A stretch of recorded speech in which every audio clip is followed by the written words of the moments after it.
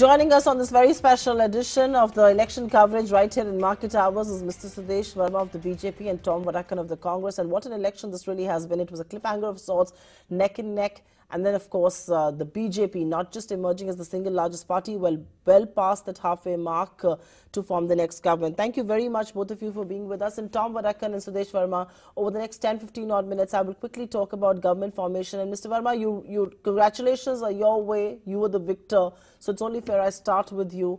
What do you think worked in your favor as far as Karnataka is concerned? And will Yedurappa be your chief minister on the 18th, as is being widely speculated? You see, we were surprised because there was no reason for Congress to expect that, the people of Karnataka were going to vote for them. When the state had witnessed 3,800 suicides of farmers and this infrastructure in Bangalore collapsed. This was non-governance or misgovernance, a lot of corruption cases against the chief minister. The image was that when the BJP president, Mr. Amit Shah, called him Sida Rupaiya 3-4 months back, then this was to encapsulate the image which he had among electorate. Congress was running a vacuous campaign, just trying to fool people. Yes, they were in power and they were held by certain media people also. They almost turned out to be Congress campaigner because, normally the benefit should go to opposition, but this benefit was not being given to us.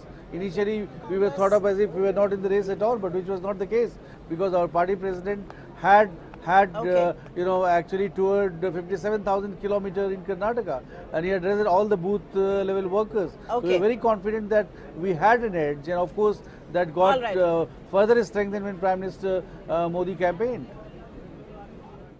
Okay.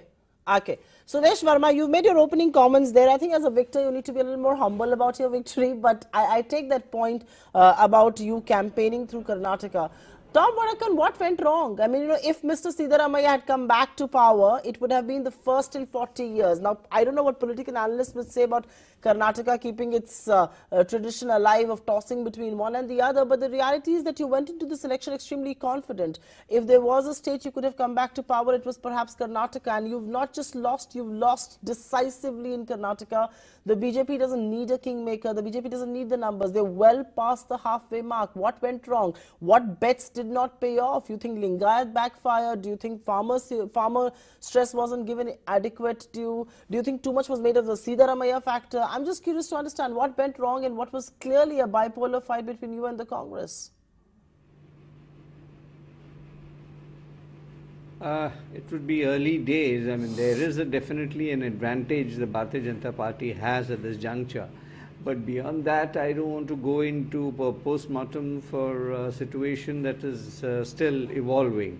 Be what it may, at this juncture, what I can say is mistakes are made and corrected.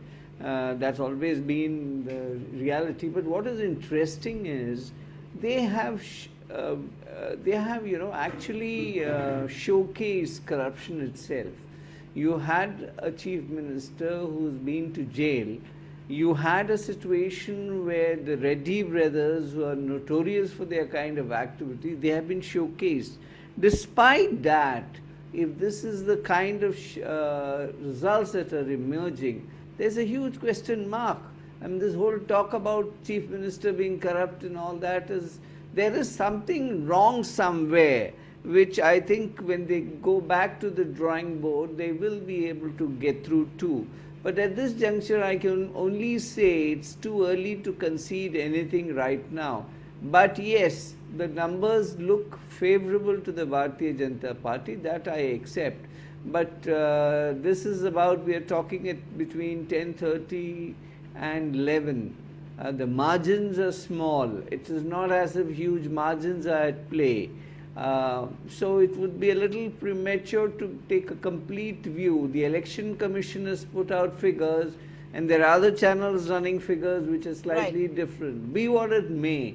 But yes, the advantage is BJP right now, but that is at roughly between 10:30 and 11. So let's wait and watch before making a comment on what went wrong and what went right.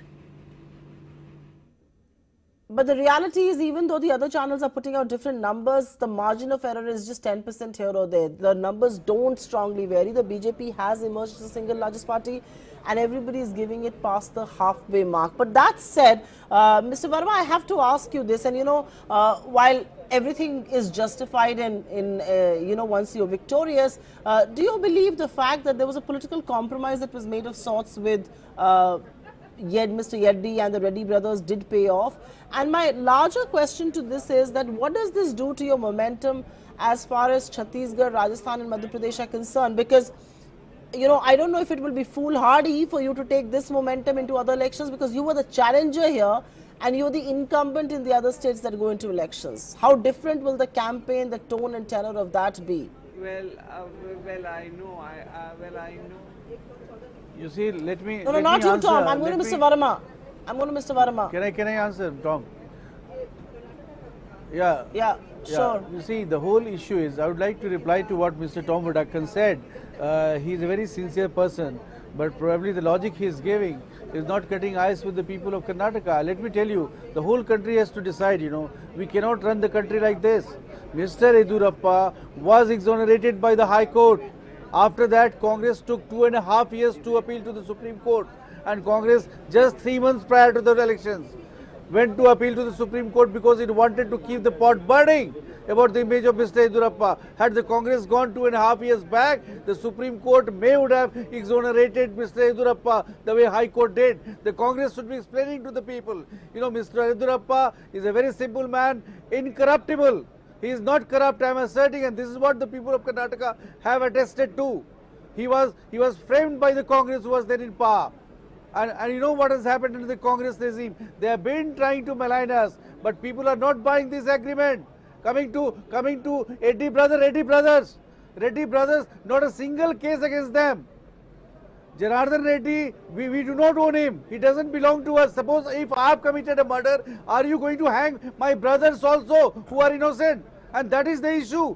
They were MLAs earlier also. Mr. They tried Verma, to create an impression which was bad Mr. about Verma, us, and the entire media about this. Mr. So Verma, the media also has to look into it itself and figure out why it tried Mr. to Verma, create and sully the image Mr. of Verma, our leaders. Why Mr. did he not Verma,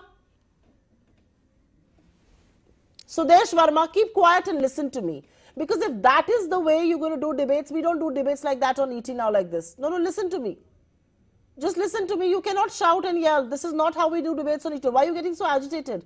Who's shouting? Why are you shouting in response? Why are you shouting? I don't understand. Because we feel what are you that media shouting has for? been There is unfair. nobody who's raising their voice. You ask question to us, you don't ask question to What is this Mr. media Tom being Vadakkan. unfair? Can you Ask stop? him, Can is you Rahul stop Gandhi maligning innocent? media? अरे सुदेश वर्मा जी आप इतना चिल्ला क्यों रहे हैं? What is there to fight about? कौन आपसे लड़ाई कर रहा है? You are not asking question to Rahul Gandhi and Sonia because Gandhi. by that logic, Mr. Verma, Rahul Gandhi and Sonia because Gandhi. by that logic, Mr. Verma, if acquittal meant that there was nothing wrong in public life, if acquittal से सब कुछ decide होना है, तो 2G scam ही नहीं हुआ था India में. आप बेकार की बात कर रहे हैं. आप चीखिए मत please. No, why are you shouting? I don't understand. I don't even know why you so agitated because nobody said anything. If acquittal हो जाएगा तो decide नहीं होगा. What kind of logic you are giving? I don't understand your logic. If court has acquitted, will you still call? I don't understand yours actually. That is the issue. He is going to take oath as chief minister, and you are still. So will you say? So Mr. Verma, शांत हो जाइए और प्यार से बात करिए. आप ये बोलेंगे 2G scam हुआ था इंडिया में कि नहीं हुआ था? Was there a 2G scam in India because there have been an acquittal by the courts? Was there a 2G scam?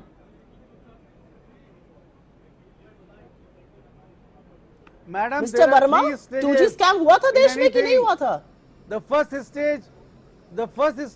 Keep quiet. Can we talk logically? You have asked a question. Can I answer it logically? Now, how do you call it? Do rubbish? that. Don't get agitated because I'm speaking in a Rahul very Gandhi soft, because polite way. bail? No, sir. He's out on bail. There's no denying that. But anyways, I want to keep this a political discussion. And Tom Vadakkan. Scam, but you will question. Of course I will. Why won't I? I don't know why you're getting so agitated. This is a political discussion. Please wait. Tom Vadakkan, the question really is that it's all right to say these numbers are the lead or not the lead. But the reality also is that the Congress party had bet everything in Karnataka. If there was one election to win, then this was this. What does this prove about Rahul Gandhi's leadership and his winnability? He clearly cannot win an election for you. Not in Karnataka, not in any state. He is just on a losing spree. And you continue to repose your faith in Rahul Gandhi. I don't understand. Supriya, who our leader is a question only. It is the Congress party. What is his winnability is my only question, sir. Is the Congress president. Winnability is an issue which has to be established in 2019. Now, as to the question of Karnataka, now let Mr. Verma keep quiet for a minute. The issue in Karnataka is, Mr. Verma is excited, but let me tell you, there was a sting operation which showed the Reddy brothers asking the son-in-law of a judge that they would provide them money. It was in public domain. Mr. Vadakkan, now the point I'm trying to make is, if corruption I'll answer that question. I know what you asked me. If corruption is no issue in an election scenario, we have a lot of questions we have raised a lot of questions. Raised a lot of questions. No answers came in. Yes, we are bad in numbers right now. But let me tell you, that doesn't elections come, elections go. We have one in various states. It's not as if elections come and elections go, Mr. Vadakkan. I'm sorry to interrupt you there. But I'm sorry to interrupt you there. Elections come and elections go, but the reality of this election is that the Congress has been reduced to Punjab, Puducherry and Mizoram. So I don't think the Congress can wish away elections come and election go. I think the Congress can't talk about moral victories and be satisfied with that. The reality is that this is the 22nd state where the BJP is all set to form its government. I only hope in victory the BJP and its spokespersons can be a little more humble than that. But I don't think the viewer at this point in time needs to care about trading corruption charges. I wanted to do a broader discussion on 2019. I don't think that's becoming right now. But thanks very much, Mr. Vadakkan and Mr. Verma for joining us. I don't think the nation needs to debate this when markets are trading. Markets would have wanted to know what your plan on reforms and everything else is. I don't think we can have that same discussion right now. We take a quick breather, but we come back and track markets right here on this channel.